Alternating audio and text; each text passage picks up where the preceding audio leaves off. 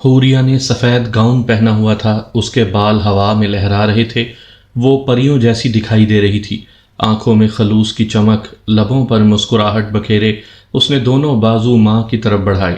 رخسانہ جو مبہوت نظروں سے حوریہ کی طرف دیکھ رہی تھی، پاگلوں کی طرح بیٹی کی طرف دوڑی، اس کے قریب پہنچی تو پریشانی سے اس کے پیروں کی طرف دیکھنے لگی۔ میری جان، تم اس طرح ہوا میں معلق کیوں ہو؟ میرے پاس کیوں نہیں آتی؟ اس نے بیٹی کے ہاتھوں کو چھونے کے لیے اپنے ہاتھ آگے بڑھائے۔ اس سے پہلے کہ وہ حوریہ کو چھوتی، پری جیسی حوریہ بھیانک روپ دھار گئی۔ اس کے چہرے کی جلد کسی کرلے کی طرح سلیٹی مائل کھردری ہو گئی، آنکھوں کا ہالہ بڑا ہو گیا اور وہ گولائی میں سرخ انگارہ ہو گئیں۔ اس کے چہرے کے نقوش بدل گئے، جلد سلوٹوں میں بدلنے لگی، اس کے حلق سے خوفناک غرغراہٹوں کی آواز ابھر رہی تھی۔ وہ کسی شیرنی کی طرح چنگھاڑی تو اس کے سامنے کے اطراف کے دو دانت کسی ویمپائر کی طرح بڑھ گئے، ہاتھوں کے ناخن بھی 4 انچ تک بڑھ گئے تھے۔ اس نے سلیٹی مائل سلوٹوں والے ہاتھ رخسانہ کی طرف بڑھائے تو رخسانہ پر ریشہ طاری ہو گیا۔ وہ چیختی ہوئی بڑبڑا کر بستر پر اٹھ بیٹھی۔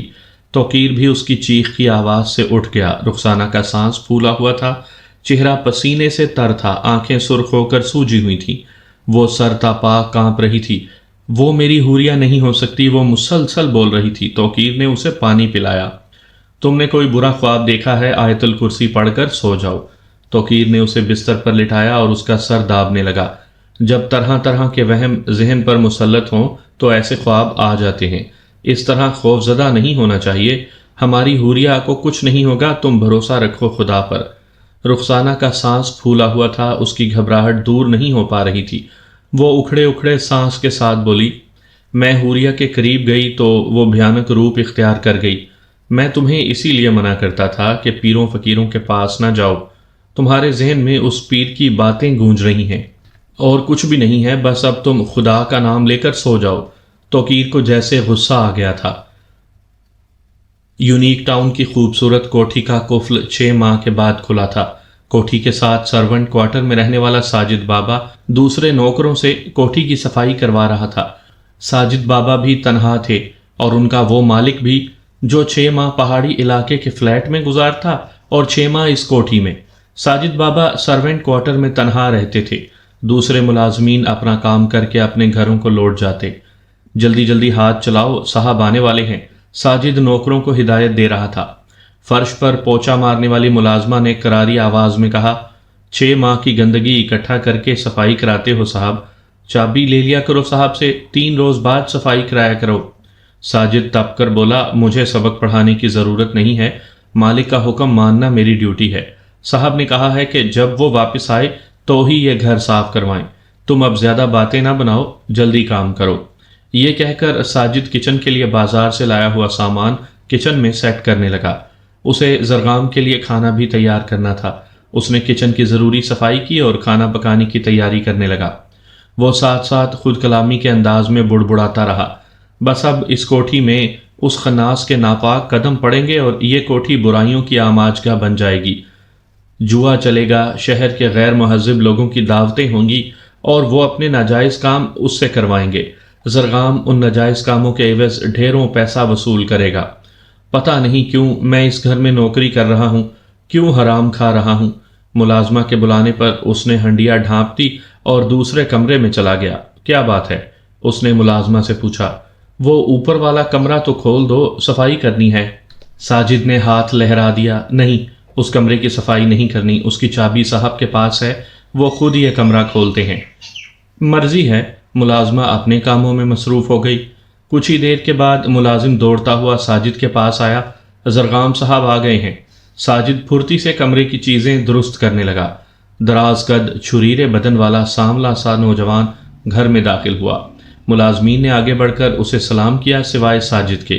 اس نے ہاتھ ہوا میں لہرایا اور زینہ پھلانگتا ہوا بالائی منزل کی طرف بڑھا۔ آف وائٹ 3 پیس میں وہ گریسفل دکھائی دے رہا تھا۔ وہ ہمیشہ پینٹ شرٹ زیب تن رکھ کرتا تھا، اسے قمیض شلوار قطعاً پسند نہیں تھی۔ نچلے پورشن کے سارے کمرے خالی تھے مگر وہ اوپری منزل کے 2 کمرے ہی استعمال کرتا تھا، ایک اس کا بیڈ روم اور دوسرا وہ خاص کمرہ جو اس کے علاوہ کوئی نہیں کھول سکتا تھا۔ اس کے اپنے کمرے میں جانے کے بعد ساجد دوسرے نوکروں سے مخاطب ہوا، اسے سلام نہ کیا کرو، یہ تو نام کا مسلمان ہے، یہ کیا کسی کو سلام کا جواب دے گا، یہ تو خناس ہے، شیطان کا دوسرا روپ۔ ایک ملازم نے تمسخرانہ انداز میں کہا، اس قدر ناپسند کرتے ہو تو اس کی ملازمت چھوڑ کیوں نہیں دیتے؟ ساجد نے ندامت سے سر جھکا لیا، پتہ نہیں، تم لوگوں کا کام ختم ہو جائے تو چلے جانا، میں صاحب کے لیے چائے بنا دوں۔ دوسرے ملازمین اپنا کام نپٹا کے چلے گئے۔ ملازمہ روبینہ سے ساجد نے کہا کہ جب تک زرغام یہاں ہے وہ برتن دھونا، صفائی اور کپڑے دھونے کا کام کر لیا کرے، یہ سارے کام وہ اکیلی ہی کیا کرے، صاحب کو زیادہ ملازم پسند نہیں ہے۔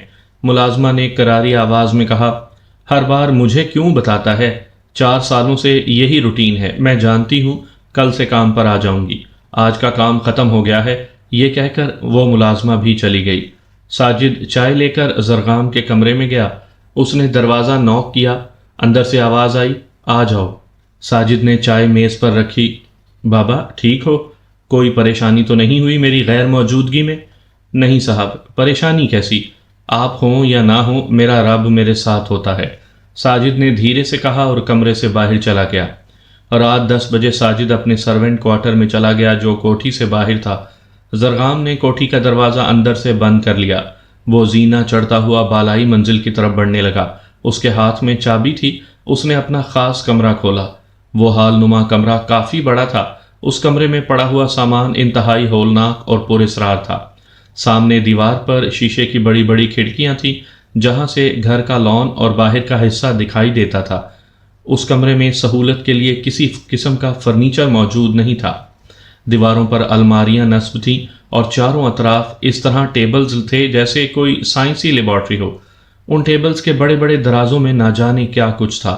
حیرت کی بات تو یہ تھی، یہ 6 ماہ کے بعد کھلنے والا کمرہ اسی طرح صاف تھا، اس کی ہر چیز اس طرح تھی جیسے کوئی باقاعدگی سے اس کمرے کی صفائی کرتا رہا ہو۔ زرغام ایک میز کی طرف بڑھا، اس میز پر الگ ڈبے پڑے تھے جن میں مختلف جانوروں کی ہڈیاں تھیں۔ اس نے جانوروں کی ہڈیوں میں سے سور کی کچھ ہڈیاں لیں اور دوسرے ڈبے سے انسانی کھوپڑی اٹھائی۔ کمرے کے وسط میں جیسے کسی نے پہلے سے ہی آگ جلانے والا سامان رکھا ہوا تھا، وہ ہڈیاں لے کر اس جگہ بیٹھ گیا جہاں آگ جلانے کا سامان پڑا تھا۔ لوہے کی ایک ٹرے تھی جس میں 4 لکڑیاں ایک دوسرے کے اوپر رکھی ہوئی تھیں۔ اس نے جانور کی ہڈیاں ٹرے کے ارد گرد جوڑ دیں۔ اس نے انسانی کھوپڑی کو اپنے ہاتھ کے اوپر رکھا اور اسے لکڑیوں کے اوپر لے گیا۔ آگ خود بخود بھڑک اٹھی۔ اس نے اپنا ہاتھ جس میں اس نے انسانی کھوپڑی پکڑی ہوئی تھی آگ کے اوپر کیا اور ہونٹوں سے تیز جنبش کے ساتھ کچھ پڑھنے لگا۔ ہر میز پر کینڈل سٹینڈ میں 16 موم بتیاں لگی ہوئی تھیں۔ چند ہی ساعتوں میں ساری موم بتیاں خود بخود جل اٹھیں۔ کمرے میں سرخی مائل سی روشنی پھیل گئی۔ زرغام نے آنکھیں بند کر لیں اور وہ کچھ پڑھتا رہا۔ وہ جوں جوں پڑھ رہا تھا کمرے کے ماحول میں تبدیلی ہوتی جا رہی تھی۔ زمین میں گڑ گڑاہٹ سی پیدا ہونے لگی، زلزلے کی سی کیفیت میں کمرے کی ہر چیز ہلنے لگی، مگر موم بتیاں ٹیبلز کی تیز حرکت کے باوجود جلتی رہیں۔ پھر یکدم سامنے کی کھڑکیوں کے شیشے کھل گئے، بھونچال کی طرح ہوا کا تیز جھونکا کمرے میں داخل ہوا، ساری موم بتیاں بجھ گئیں۔ زرغام نے آنکھیں کھولیں اور اس طرح گویا ہوا جیسے سامنے اسے کوئی دکھائی دے رہا ہو۔ حوریہ، وشا، خیام اور فواد، تمہیں اس محاورائی اور سنسناتی دنیا میں خوش آمدید۔ میں نے تمہاری مدد کا وعدہ پورا کیا اور اب مجھے تم لوگوں سے کیا چاہیے یہ میں تمہیں ابھی نہیں بتاؤں گا۔ میری طرف سے تمہیں اجازت ہے، جو چاہتے ہو کرو۔ ہار اور جیت کے ذمہ دار تم خود ہوگے، میری مدد کی امید مت رکھنا۔ یوں سمجھ لو کہ تمہاری شیطانی قوتوں کی آزمائش شروع ہو گئی ہے۔ یہ کہہ کر زرغام نے دوبارہ آنکھیں بند کر لیں اور کچھ پڑھنے لگا۔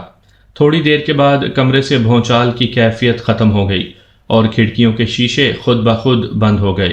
زرغام نے فاتحانہ مسکراہٹ کے ساتھ آنکھیں کھول دیں۔ ظفر اپنی پیکنگ میں مصروف تھا، اسے صبح کی 9 بجے کی فلائٹ سے بیرون ملک جانا تھا۔ ماریا اس کے لیے ناشتہ بنانے میں مصروف تھی، اس نے ناشتہ میز پر لگایا۔ ظفر بریف کیس اٹھائے ٹیبل کے پاس سے گزر گیا۔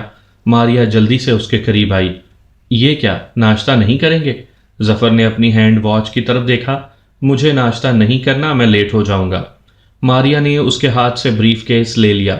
ابھی صرف 8 بجے ہیں، آپ کی فلائٹ 9 بجے کی ہے، مجھے راستے میں کسی سے ملنا ہے اور ایئرپورٹ پر بھی کچھ فارمیلٹیز پوری کرنی ہوتی ہیں۔ ظفر نے ہاتھ بڑھا کر بریف کیس لے لی۔ ماریا غصے سے بولی، میرا قصور کیا ہے؟ نہ مجھ سے ٹھیک طرح سے بات کرتے ہیں، نہ گھر میں کھانا کھاتے ہیں، اس طرح کے رویے کا کیا مطلب ہے؟ ظفر بھی بھڑک اٹھا، تمہیں سمجھ آ گیا ہوگا کہ میں تمہارے وجود سے بھاگ رہا ہوں، مجھے تمہاری قربت گوارا نہیں، سزا دینے سے پہلے قصور تو بتایا جاتا ہے، آخر میں نے کیا کیا ہے؟ ظفر کا لہجہ گلو گیر ہو گیا، اس کی آنکھوں میں نمی تیرنے لگی۔ تم نے میری بیٹی وشا سے برا برتاؤ رکھا تھا، تم نے یہ کیسے سوچ لیا تھا کہ تم اپنے آوارہ بھتیجے شمون کے لیے وشا کا ہاتھ مانگو گی؟ تم نے وشا سے یہ بات پوچھی تھی یا نہیں؟ ماریا گھبرا گئی، اس کی زبان پر بل آ گیا۔ تمہیں یہ بات کس نے بتائی؟ صرف ہاں یا نہ میں جواب دو۔ ظفر نے اپنی آنکھیں ماریا کے چہرے پر گاڑ دیں۔ ماریا نظریں چراتے ہوئے دھیرے سے بولی، میں نے اس سے اس کی رائے پوچھی، جب اس نے انکار کر دیا تو میں نے آپ سے پوچھنا مناسب نہ سمجھا۔ میں جانتی تھی کہ جو رشتہ وشا کو پسند نہیں اس کے لیے آپ کبھی رضامند نہیں ہوں گے۔ اس میں اس قدر غصہ کرنے کی کیا ضرورت ہے؟ جہاں لڑکی ہوتی ہے وہاں رشتے تو آتے ہیں، مگر یہ بات تو صرف میرے اور وشا کے درمیان تھی، آپ کو کس نے بتایا؟ ماریا بیگم، بات صرف اتنی نہیں ہے جتنی تم بتا رہی ہو، میں اس معاملے کی تہہ تک جاؤں گا، 15 روز کے بعد واپس آؤں گا تو پھر تسلی سے اس معاملے کا جائزہ لوں گا۔ یہ کہہ کر ظفر وہاں سے چلا گیا۔ ماریا جہاں کھڑی تھی وہیں ساکت ہو کر رہ گئی۔ شمون تو یہ بات ظفر کو بتا نہیں سکتا، تو پھر کس نے ظفر کو یہ سب بتایا؟ وہ خود کلامی میں بڑبڑاتی ہوئی کرسی پر بیٹھ گئی۔ اس نے اپنا موبائل لیا اور شمون کا نمبر ملایا۔ شمون نے موبائل اٹینڈ کیا۔ جی آنٹی۔ ہیلو ہیلو، آپ کی آواز ٹھیک طرح سے نہیں آ رہی۔ ماریا بھی شمون کی آواز ٹھیک طرح سے نہیں سن پا رہی تھی۔ فون پر بہت شور تھا، جیسے وہ ہجوم میں کھڑا بول رہا ہو۔ شمون اپنی جگہ سے اٹھ کر تھوڑا پیچھے چلا گیا اور پھر ماریا سے بات کرنے لگا۔ آنٹی، میں ریس کورس میں ہوں، میرے گھوڑوں کی ریس چل رہی ہے، اس وقت مصروف ہوں، فارغ ہو جاؤں پھر آپ سے بات کروں گا۔ یہ کہہ کر شمون نے فون بند کر دیا۔ شمون واپس اپنی جگہ پر بیٹھا اور تجسس سے ریس دیکھنے لگا۔ شمون کی خوشی کا ٹھکانہ نہیں تھا، اس کے دونوں گھوڑے جیت کے قریب تھے، وہ گھوڑوں میں دوسرے نمبر پر تھے، وہ اس قدر تیز دوڑ رہے تھے کہ تھوڑی ہی دیر میں وہ سب سے آگے جانے والے تھے۔ شمون اور اس کے ساتھ بیٹھے ہوئے دوست بھی اس ریس سے لطف اندوز ہو رہے تھے۔ اچانک شمون کے گھوڑوں کی حالت عجیب ہو گئی، وہ اس طرح اچھلنے لگے جیسے کوئی ان پر چابک برسا رہا ہو۔ وہ ہنہناہٹ کی آواز سے پچھلی ٹانگوں پر کھڑے ہو کر اگلی ٹانگیں ہوا میں زور زور سے مارنے لگے۔ وہ بری طرح بپھر گئے تھے یا ڈر گئے تھے، انہوں نے آگے دوڑنے کے بجائے پیچھے کی طرف دوڑنا شروع کر دیا۔ گھوڑوں میں بھگدڑ مچ گئی، تماشائی پریشان ہو کے اپنی جگہ پر کھڑے ہو گئے، کتنے ہی گھوڑے زخمی ہو گئے۔ ماہر گھوڑا سوار میدان میں اتر گئے اور صورتحال کنٹرول کرنے کی کوشش کرنے لگے۔ شمون اپنے دوستوں کے روکنے کے باوجود میدان میں کود پڑا۔ دوسرے گھڑ سواروں کے ساتھ مل کر اس نے اپنے گھوڑوں کو قابو کیا اور گھمبیر صورتحال کو کنٹرول کر لیا۔ ریس ادھوری چھوڑ دی گئی۔ شمون نے گھوڑے اپنے ملازمین کے حوالے کیے، لے جاؤ انہیں کسی کو بیچ دو، مجھے اپنے فارم ہاؤس میں یہ گھوڑے نظر نہیں آنے چاہیے۔ ملازم نے انکساری سے کہا، سرکار ان گھوڑوں نے کتنی ہی ریسیں جیتی ہیں، یہ معمولی گھوڑے نہیں ہیں۔ شمون تپ کر بولا، مالک میں ہوں یا تم، اونے پونے دام میں بیچ دو، میں نئے گھوڑے خریدوں گا۔ شمون بے دلی سے گاڑی میں بیٹھا اور جلد ہی وہاں سے نکل گیا۔ گھر آیا اور دھڑام سے صوفے پر براجمان ہو گیا۔ اسی دوران اسے ماریا کے فون کا خیال آیا، اس نے اپنا موبائل نکالا اور ماریا کا نمبر ملایا۔ جی آنٹی، کیا کہہ رہی تھی؟ ظفر نے آج کل بہت پریشان کر رکھا ہے، نہ جانے وہ وشا کہاں مر کھپ گئی ہے، اور ظفر انٹیلیجنس کے آفیسر کی طرح تفتیش میں لگا ہوا ہے۔ وشا سے تمہاری شادی کے متعلق جو بات میں نے کی تھی وہ نہ جانے کیسے ظفر کو معلوم ہو گئی ہے۔ 15 روز کے لیے بیرون ملک گیا ہے، جاتے جاتے دھمکی دے کر گیا ہے کہ میں واپس آ کے سارے معاملے کا جائزہ لوں گا۔ ماریا کی بات پر شمون نے کہا لگایا، کیا ہو گیا ہے آنٹی، ایسی چھوٹی چھوٹی باتوں پر پریشان ہو جاتی ہیں؟ نہ ہی وشا نے ملنا ہے اور نہ ہی حقائق انکل ظفر کو معلوم ہونے ہیں، خواہ مخواہ سٹریس کا شکار ہو رہی ہیں۔ آپ ان باتوں کی پر دھیان نہ دیں، تم دوسرے شہر میں رہتے ہو ورنہ ابھی تمہیں گھر بلا لیتی۔ کل کوئی وقت نکال کر میرے گھر آؤ، ماریا نے کہا۔ کل نہیں، کل میرا دوستوں کے ساتھ شکار کا پروگرام ہے۔ شمون کی اس بات پر ماریا خفگی سے بولی، بھائی جان اور بھابھی تو گاؤں میں ہوتے ہیں، تم شہر میں اکیلے رہتے ہو، اس لیے من مانی کرتے ہو۔ اگر بھابھی تمہارے ساتھ ہوتی تو بات کرتی۔ تو اپنی مرضی کا مالک ہے، ٹھیک ہے، میں خود بھابھی سے بات کر لوں گی۔ شوق سے کر لیں، مجھے انہیں شیشے میں اتارنا اچھی طرح سے آتا ہے۔ تم نہیں سدھرو گے۔ چلو پرسوں آ جاؤ، بیٹھ کے بات کریں گے، ماریا نے کہا۔ شمون نے لمبا سانس کھینچا۔ ٹھیک ہے، آپ اس قدر زور دے رہی ہیں تو میں پرسوں آ جاؤں گا۔ آج کا دن تو میرے لیے اچھا نہیں ہے، دعا کریں کہ کل شکار میں کوئی بیڈ لک نہ ہو۔ فون سے ماریا کی ہنسنے کی آواز آئی۔ کیوں، آج کیا بیڈ لک ہوئی ہے؟ آنٹی، میرے گھوڑے جیت کے بالکل قریب تھے، اچانک ڈر گئے اور مخالف سمت میں دوڑنے لگے، جس سے گھوڑوں میں بھگدڑ مچ گئی اور کافی گھوڑے زخمی ہو گئے۔ یہ صورتحال بمشکل کنٹرول ہوئی۔ شمون نے تجسس سے بھرپور انداز میں ماریا کو ساری صورتحال بتائی۔ ماریا نے اس بات کو بہت سطحی سا لیا۔ جانور کا کب ذہنی توازن بگڑ جائے کیا پتا ہوتا ہے۔ کل کسی قسم کا خطرہ مول نہ لینا۔ کچھ نہیں ہوتا، میں پہلی بار تو نہیں جا رہا، آپ کے لیے مرغابیاں لاؤں گا اور پکا کر بھی آپ ہی دیں گی۔ اچھا بابا، اپنا خیال رکھنا۔ یہ کہہ کر ماریا نے فون بند کر دیا۔ شمون اپنے دو دوستوں کے ہمراہ صبح صبح ہی شکار کے لیے روانہ ہو گیا۔ جیسا شمون خود تھا ویسے ہی اس کے آوارہ دوست تھے۔ اپنی رائفلز ٹھیک سے چیک کی ہیں نا؟ یہ نہ ہو کہ رائفل ٹھیک چلے نا اور ہم شکار کرنے کے بجائے شکار ہو جائیں۔ شمون کے پوچھنے پر اس کے دوست نے ہنستے ہوئے کہا، ایسے بے وقوف نہیں ہیں، سب کچھ A1 ہے۔ ہاں، البتہ کھانے پینے کے لیے کچھ نہیں لیا، بازار سے لیتے جائیں گے۔ شمون نے بازار پہنچ کر جیپ روکی اور کچھ کھانے پینے کی اشیاء خریدیں۔ وہ جوں ہی شہر سے باہر نکلا اس نے جیپ کی سپیڈ تیز کر لی۔ ایک دوست تو موبائل کا ہیڈ فون کانوں سے لگا کر میوزک سننے میں محو ہو گیا اور دوسرا شمون سے گپ شپ میں مصروف ہو گیا۔ یار شمون، تو جلدی سے شادی کر لے، ہمیں بھی گھر کے پکے ہوئے کھانے ملیں، بازار کے کھانے کھا کھا کر تو دل بھر گیا ہے۔ شمون نے اسٹیئرنگ سے نظر گھماتے ہوئے دوست کی طرف دیکھا۔ یار اپنی خیر مناؤ، اگر میری شادی ہو گئی نا تو تم دونوں کی چھٹی ہو جائے گی۔ پنچھی کو قید کرنے کے لیے سب سے پہلے اس کے پر کاٹے جاتے ہیں، اور ابھی میں یہ آزادی ختم نہیں کرنا چاہتا۔ تم کیوں نہیں شادی کر لیتے؟ یار تیری طرح ہمارے پاس جائیدادیں تو نہیں ہیں کہ بیٹھ کے عیش کریں، ہمیں تو پہلے پیروں پر کھڑا ہونا ہے، پھر جا کے شادی ہوگی۔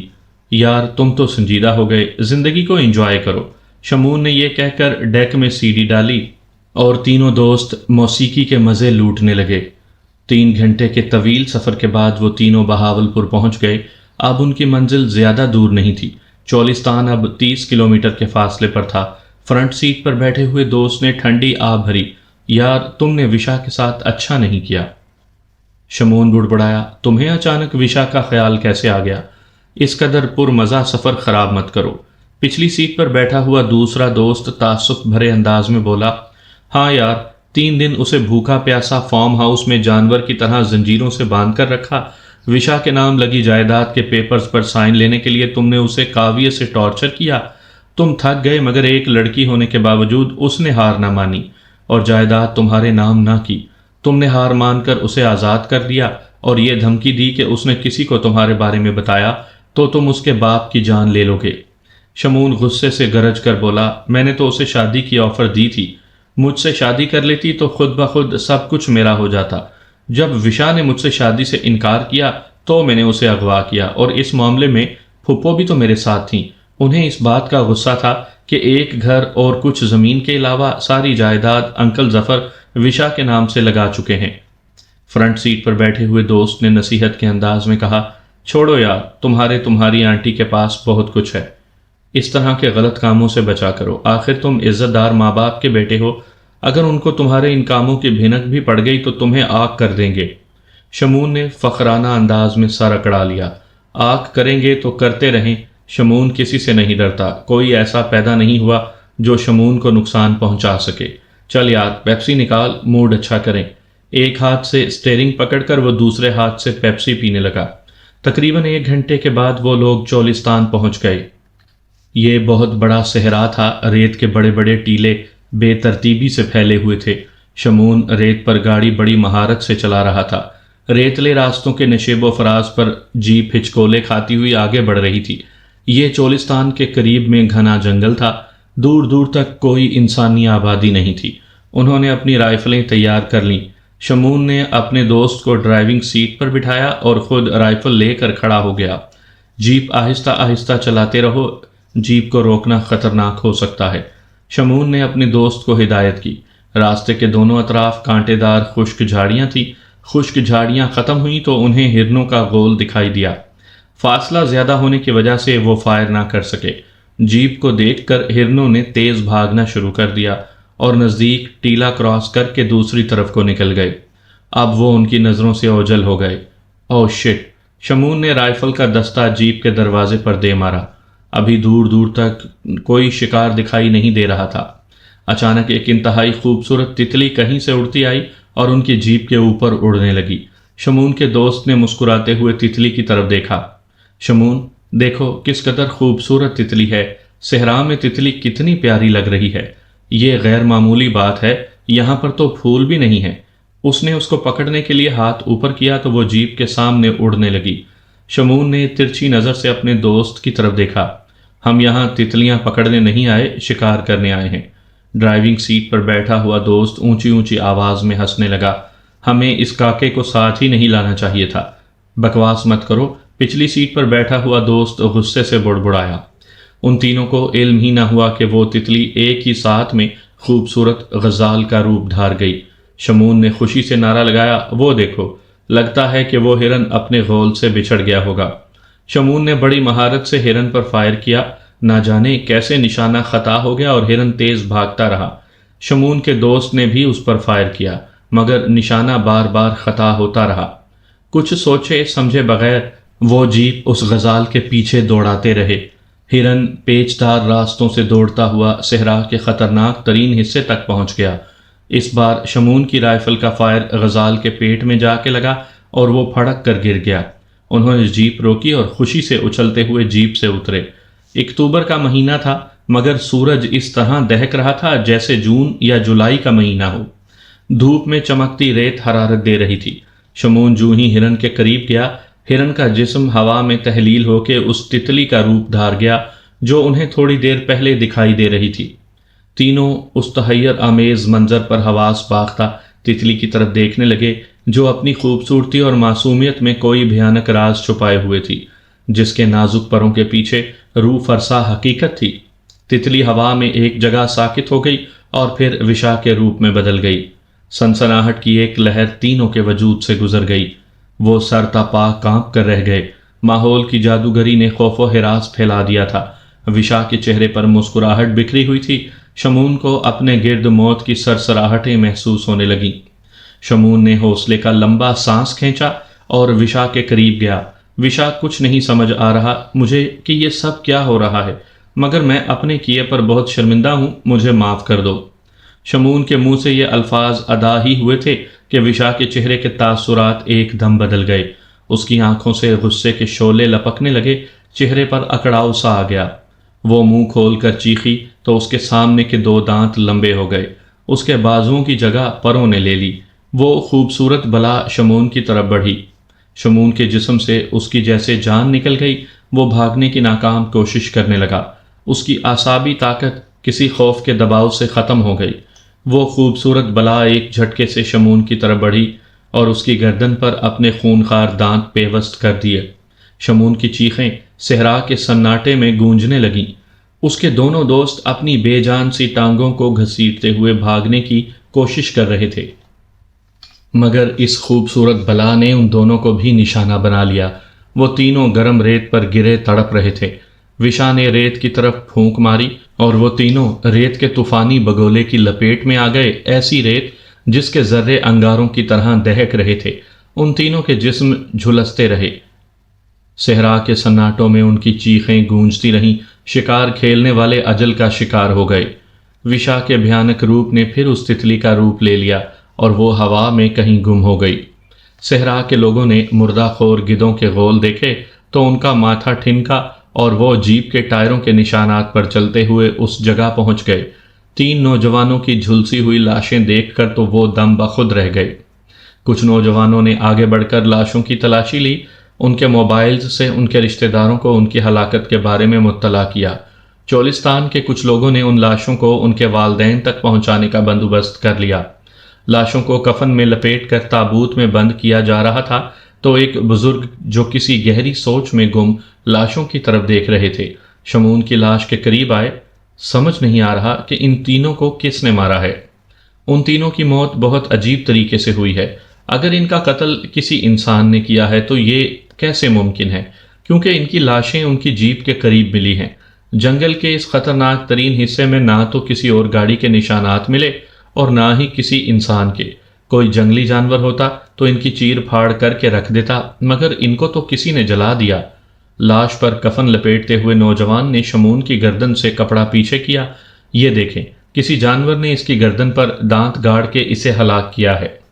بزرگ نے آگے بڑھ کر شمعون کی گردن کی طرف دیکھا تو اس کی آنکھیں خوف سے پھیل گئیں۔ اس نے دانتوں کے دو نشانوں کے درمیان انگلی رکھ کے پیمائش کی اور پھر اپنے سامنے کے دو دانتوں کے اطراف کے بڑے دانتوں کے درمیان میں وہی انگلی رکھی۔ پیمائش ایک جیسی تھی۔ بزرگ کے ہاتھ کانپنے لگے، آنکھیں باہر کو ابل پڑیں۔ وہ بے خود چلانے لگے، لے جاؤ جتنی جلدی ہو سکے ان لاشوں کو اس صحرا سے۔ یہ کسی بھٹکی ہوئی شیطانی روح کا شکار ہوئے ہیں۔ لوگوں کو اکٹھا کرو، میلاد کا اہتمام کرو، ہم قرآن پاک پڑھ کر اجتماعی دعا مانگیں گے۔ ہمارے صحرا سے کسی شیطانی روح کا گزر ہوا ہے۔ نوجوان نے ہڑبڑا کے کہا، یہ کیسی باتیں کر رہے ہیں بابا جی؟ میں جو کہہ رہا ہوں وہ کرو، اس سے پہلے کہ وہ روح کسی اور کا شکار کر لے۔ بوڑھا بیساکھی کا سہارا لیتے ہوئے سرد خانے سے باہر آ گیا۔ نوجوان نے جلد از جلد لاشوں کو ان کے ورثاء تک پہنچا دیا۔ 3 گھروں پر صدمے کی بجلیاں گر گئیں۔ شمعون کی لاش پر ماتم کرتی ہوئی ماں نیم بے ہوشی کی حالت میں چارپائی پر سر رکھے رو رہی تھی۔ خبر سن کر جب ماریا وہاں پہنچی تو اسے اپنی آنکھوں پر یقین نہیں آ رہا تھا۔ شمعون سے 1 روز پہلے ہی تو اس کی بات ہوئی تھی اور یہ سب کیسے ہو گیا؟ رات کے 12 بج رہے تھے۔ سوگواری ماحول میں بین کرتی عورتوں کی دل خراش آوازیں گونج رہی تھیں۔ ماریا نے شمعون کی میت کو قریب سے دیکھا تو وہ بری طرح جھلسا ہوا تھا۔ ماں کو تو اپنی ہوش نہیں تھی، مگر لاش کے قریب بیٹھی ہوئی عورتیں سرگوشی کے انداز میں کھسر پھسر کر رہی تھیں۔ اس کے علاوہ اس کے 2 دوست بھی مرے ہیں۔ تینوں کی اموات ایک ہی انداز میں ہوئی ہیں، گردنوں پر 2 دانتوں کے نشان اور جسم جھلسے ہوئے۔ اگر تینوں جنگلی جانوروں کا شکار ہوئے تو ان کے جسم کیسے جھلس گئے؟ دوسری عورت نے کانوں کو ہاتھ لگایا، استغفار پڑھو، مجھے تو یہ کوئی کالے جادو کا چکر لگتا ہے۔ ماریا نے عورتوں کی باتیں سنی تو گھبراہٹ سے اس کے دل کی دھڑکن تیز ہو گئی۔ اس نے آگے بڑھ کر کفن کا کپڑا شمعون کی گردن سے پیچھے کیا تو اس کی گردن پر واقعی 2 دانتوں کے نشانات تھے، جس سے نکلنے والے خون کی رنگت کالی ہو چکی تھی اور گردن سے لے کر چہرے تک کی رنگت میں نیلاہٹ تھی، جیسے کسی نے خون چوس لیا ہو۔ ماریا مبہوت نظروں سے لاش کی طرف دیکھتی ہوئی اپنی جگہ پر بیٹھ گئی۔ شمعون کی ماں کو دلاسا دینے کے لیے اس کی زبان سے ایک لفظ بھی ادا نہ ہو سکا۔ وہ بس گمسم سہمی سہمی تسبیح پڑھتی رہی۔ ایک عجیب سا خوف اس کی رگوں میں سرایت کر گیا۔ کچھ دیر کے بعد وہ ڈرائیور کے ساتھ واپس آ گئی۔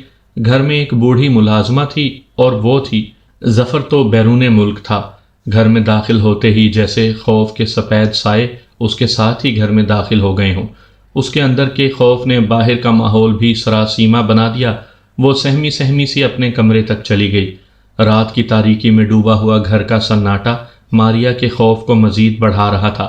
کچن سے برتنوں کے کھڑکنے کی آوازیں آئیں تو ماریا بلا تعامل بولی، بشرا تم کیا کر رہی ہو؟ ماریا نے پوچھا۔ جی وہ برتن سمیٹ رہی ہوں، آپ کے لیے چائے بنا دوں؟ نہیں، کچھ دیر بعد بنا دینا۔ بی بی جی رات کا 1 بج رہا ہے، پھر تو بہت دیر ہو جائے گی۔ تم چائے رہنے دو، ایسا کرو آج ادھر ہی سو جاؤ، زمین پر میرے کمرے میں، ماریا نے قالین کی طرف اشارہ کرتے ہوئے کہا۔ اچھا بیگم صاحبہ۔ ملازمہ ادھر ہی قالین پر سو گئی۔ ماریا بستر پر براجمان تھی مگر نیند اس کی آنکھوں سے کوسوں دور تھی۔ عجیب عجیب اوہام ذہن میں ہلچل مچا رہے تھے۔ اسی دوران اس کے موبائل کی رنگ بجی تو وہ چونک سی گئی۔ موبائل کی سکرین پر ظفر کا نام آ رہا تھا۔ ماریا نے جلدی سے فون کانوں سے لگا لیا۔ ہیلو، کیا بات ہے؟ تمہاری آواز کیوں کانپ رہی ہے؟ ظفر نے پوچھا۔ ایسے ہی عجیب سا خوف محسوس ہو رہا ہے، تم ٹھیک ہو؟ ماریا نے پوچھا۔ ظفر نے متاسفانہ لہجے میں کہا، شمعون کے بارے میں علم ہوا، مگر یہ سب کیسے ہوا؟ کسی نے بے دردی سے شمعون کا قتل کر دیا۔ او آوارہ لڑکوں کا ایسا ہی انجام ہوتا ہے، مرے ہوئے لوگوں کو تو بخش دو، ماریا غصے سے بولی۔ شمعون کے قتل سے تم کیوں خوف زدہ ہو گئی ہو؟ ظفر نے سوال کیا تو ماریا سارا ماجرا بتائے بغیر نہ رہ سکی۔ ظفر مبہوت ہو کے رہ گیا۔ یہ موت تو واقعی بہت عجیب ہے، خیر میں آؤں گا تو مزید اس موضوع پر بات کروں گا۔